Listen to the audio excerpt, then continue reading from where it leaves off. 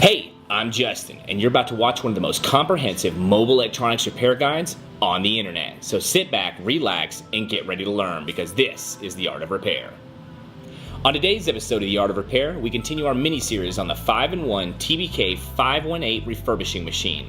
Last week we went over the LCD separator prep, so this week it's only appropriate we continue that and talk about LCD separators in general.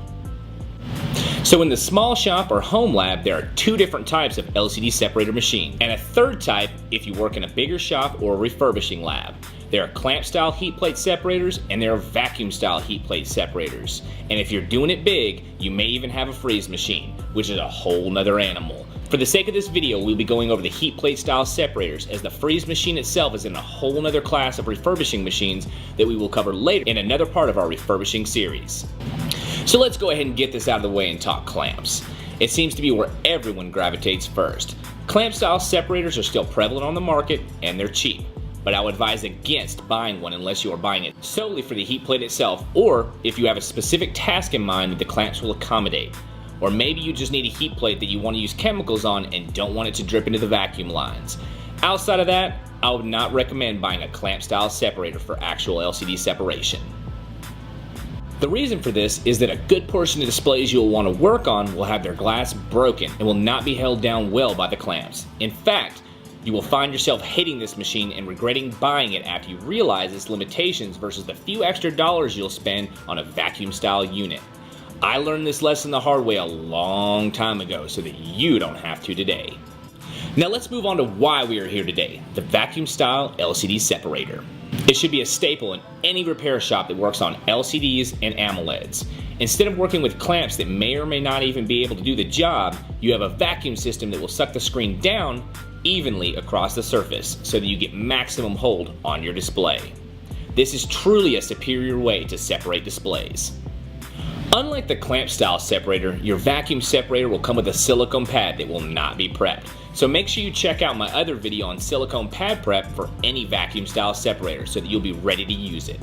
The purpose of the silicone pad is to create better suction on the back of the display you're trying to work on. If you just set it directly on the heat plate and turn the vacuum on, it may hold, but barely. This is what makes this style of machine so much better. The soft silicone pad will lock the display down nice and tight. It will create better suction between the glass and the vacuum. Without the silicone, you'll be working with two rigid surfaces that will not hold together well and may slide.